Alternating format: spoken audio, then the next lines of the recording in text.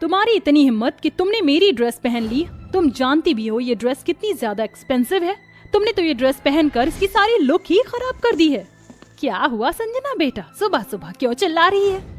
माँ देखो ना, इस काली ने मेरी इतनी महंगी ड्रेस पहन ली। ये ड्रेस मैंने कॉलेज के फंक्शन के लिए खरीदी थी। अब मैं इस ड्रेस को कैसे पहनूंगी? क्यों री, तेरी हिम्मत कैसे हुई मेरी बेटी की ड्रेस पहनने की?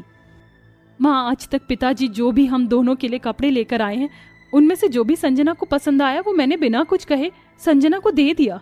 लेकिन अगर आज मैंने संजना की ड्रेस पहन ली तो क्या हुआ? मेरे पास कॉलेज के लिए कोई ड्रेस नहीं है। ये ड्रेस मैंने बेड पर रखी देखी तो मैंने इसे बस ट्राई किया था, मेरे पर कैसी लगेगी। अगर मुझे ये लेनी होती तो मैं संजना से पूछ कर ही ले लेती। और माँ आप क्यों हमेशा मेरे रंग को लेकर मुझे ताने दिया करती हो? क्या सांवला होना कोई पाप है? बड़ी जुबान चल रही है तेरी। चुपचाप से ड्रेस उतारकर मेरी बेटी को वापस दे दे, वरना तेरे शरीर से ये ड्रेस की जगह चमड़ी खींचकर निकाल दूंगी। संजना और पूजा दोनों सौतेली बहनें होती हैं। पूजा की माँ सरस्वती की मृत्यु जब पूजा 7 साल की थी तभी हो गई थी। पूजा की माँ की मृत्यु के बाद पूजा को कभी माँ की कमी महसूस ना हो, इसलिए पूजा के पति महेश ने कोयल से शादी कर ली। लेकिन कुछ ही दिनों में कोयल ने अपना असली रंग दिखाना शुरू कर दिया। संजना के जन्म के बाद तो कोयल पूजा से बस नफरत करने लगी थी। अपनी माँ को देख देख कर संजना भी पूजा से नफरत करती थी। कोयल और संजना ने कभी भी पूजा को प्यार नहीं दिया। पूजा हमेशा एक माँ और बहन के प्यार के लिए तरसती रही। अजी सुनती हो, तुम्हारे लिए एक बहुत अच्छी खुशखबरी लेकर आया हूँ। शहर के सबसे अमीर और रईस खानदान से हमारी बेटी के लिए रिश्ता आया है। अगर ये रिश्ता पक्का हो गया ना तो हमारी बेटी तो बड़े ठाट बाट से रहेगी। ये तो बहुत अच्छी खुशखबरी है। मैं भी जाकर संजना को ये खुशखबरी देकर आती हूँ।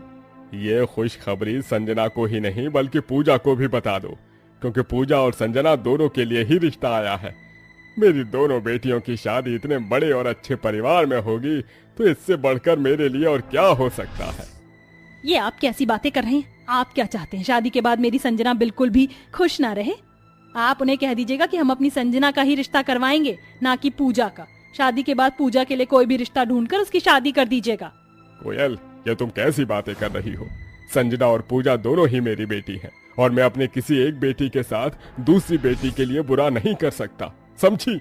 अगर शादी होगी तो दोनों बहनों की एक साथ होगी, वरना दोनों की ही नहीं होगी। और ये मेरा आखिरी फैसला है। अब महेश के आगे किसकी ही चलने वाली थी, इसलिए कोयल को ना चाहते हुए भी इस शादी के लिए हाँ करनी पड़ती है। कुछ ही महीनों में महेश संजना और पूजा की शादी बड़े ही धूमधाम से करवा देता है। शादी के बाद ससुराल वाले पूजा और संजना को बड़े ही प्यार से स्वागत करते हैं। पूजा और संजना की सास कविता बहुत ही अच्छी होती है और अपनी दोनों बहुओं को एक सा प्यार करती है। पूजा घर की बड़ी बहू होती है, जिस वजह से घर की सारी जिम्मेदारी और घर की चाबी पूजा के पास ही रहती है, जिसे देखकर संजना को पूजा से जलन होने लगती है और अब वो धीरे धीरे अपनी सास के कान भरना शुरू कर देती है। तुम ये चाय माँ जी के लिए बना रही हो? तुमने तो इसमें चीनी ही नहीं डाली। हाँ संजना, ये चाय मैं माँ जी के लिए ही बना रही हूँ। तुम्हें पता है कि माँ जी को शुगर है और वो शुगर फ्री चाय पीती है, इसलिए मैंने इसमें बिल्कुल चीनी नहीं डाली। मैं तो भूल ही गई थी। ये चाय मुझे दे दो, मैं माँ जी को दे आऊंगी। तुम्हें तो किचन में और भी काम है, तुम वो काम कर लो। संजना के कहने पर पूजा संजना को चाय दे देती है। संजना के पास अच्छा मौका होता है अपनी सास की नजरों में पूजा को गिराने का, इसलिए वो चुपके से चाय के अंदर काफी सारी चीनी मिला देती है। जैसे ही कविता उस चाय को पीती है तो वो गुस्से से तिलमिला उठती है और चिल्लाते हुए कहती है, ये चाय है या चाशनी? घर में सबको पता है कि मुझे शुगर है, फिर भी मेरी चाय में इतनी चीनी किसने डाली?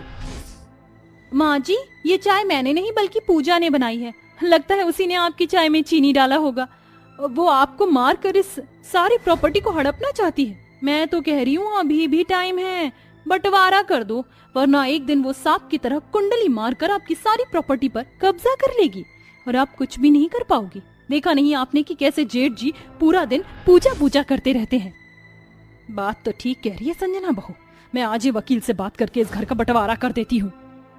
कविता जल्दी से अपने खानदानी वकील को बुलाती है और घर का बंटवारा कर देती है।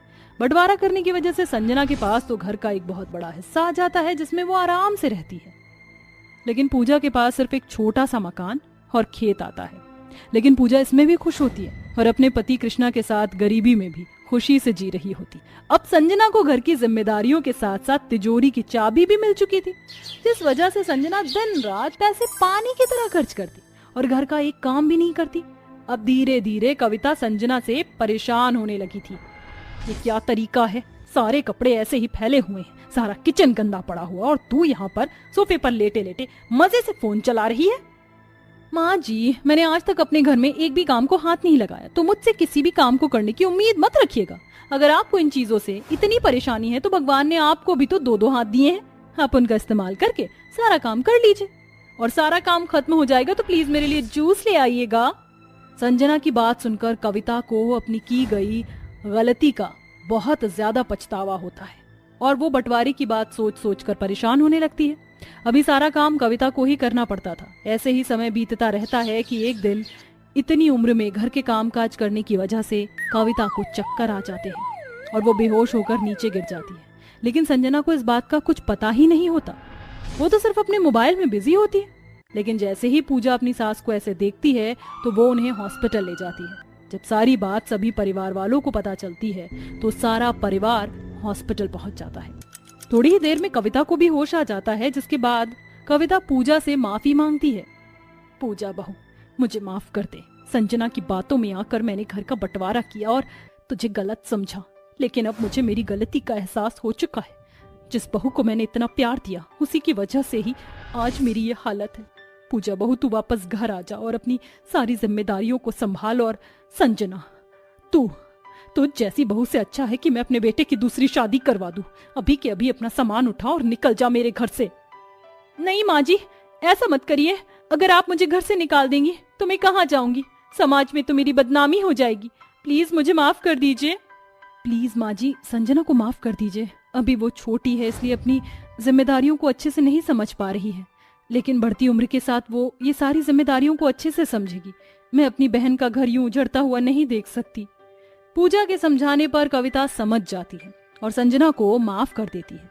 आज पूजा की वजह से ही संजना का घर उजड़ने से बचता है, जिसे देखकर संजना को अब अपनी सारी गलतियों का एहसास हो जाता है और वो पूजा से माफी मांगती है, जिसके बाद अब वो दोनों सौतेली बहनें सगी बहनों की तरह रहते हैं।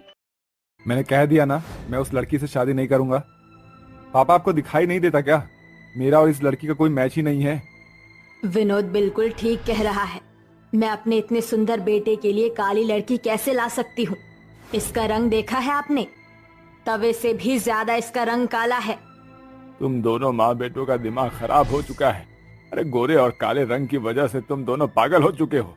शंकर मेरे बचपन का दोस्त है और हमने बचपन में ही भावना और विनोद का रिश्ता तय कर दिया था। विनोद की शादी होगी तो सिर्फ और सिर्फ भावना से होगी, वरना किसी से नहीं होगी, और ये मेरा आखिरी फैसला है। भावना रंग रूप से काली होती है, जिसके चलते विनोद और विनोद की मां माधुरी भावना को बिल्कुल भी पसंद नहीं करते थे। लेकिन राम प्रसाद भावना को बहुत पसंद करता था और वो भावना को ही अपने घर की बहू बनाना चाहता था। राम प्रसाद के आगे घर में किसी की भी नहीं चलती थी, जिसके चलते मजबूरन विनोद को भावना से शादी करनी पड़ती है। माँ, मैं जा रहा हूँ, मुझे ऑफिस के लिए लेट हो रहा है। सुनिए जी, आप आज फिर बिना नाश्ता किए जा रहे हैं। मैंने आज नाश्ते में आपके मनपसंद आलू के पराठे बनाए हैं। तेरे हाथ का नाश्ता करने से तो अच्छा है कि मैं पूरा दिन भूखे ही रह जाऊं। सुबह सुबह तेरा मनहूस चेहरा देखकर अब तो मेरा सारा दिन खराब हो जाएगा। आज मेरी एक बहुत इंपॉर्टेंट मीटिंग है। अगर मीटिंग में कुछ भी हुआ ना तो मेरे हाथों बचेगी नहीं। समझ में आया तुझे? मैं आपकी पत्नी हूँ, आपकी अर्धांगिनी हूँ। मैंने आपके साथ 7 फेरे लिए हैं। आप मेरे बारे में ऐसा कैसे सोच सकते हैं?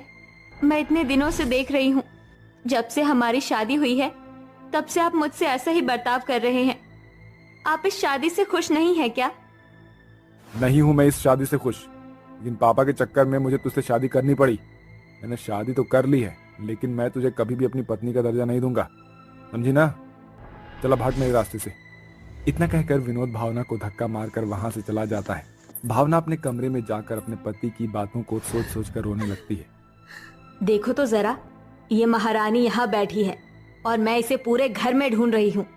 घर में इतने सारे काम पड़े हैं और तू यहाँ बैठकर आराम फरमा रही है। ये सारे काम कौन करेगा? तेरा बाप। घर के कामों के लिए तो नौकर है ना, इसलिए मैं यहाँ अपने कमरे में आ गई। सारे नौकरों को काम से निकाल दिया है। अब इस घर के सारे काम की जिम्मेदारी तेरे ऊपर है। चल अब जल्दी से घर के सारे काम काज कर, समझी? भूल मत, भले ही तू इस घर में बहू बनकर आई है, लेकिन इस घर में तेरी औकात सिर्फ एक नौकर जितनी है, समझी? भावना को अपनी सास की बातें किसी तीर की तरह चुभती है, लेकिन वो जानती थी कि अब जो है यही है, इसलिए वो बिना कुछ बोले घर के सारे कामकाज करती है और बहू होने के सारे फर्ज निभाती है। लेकिन चाह कर भी भावना अपनी सास और पति के दिल में अपने लिए जगह नहीं बना पाती।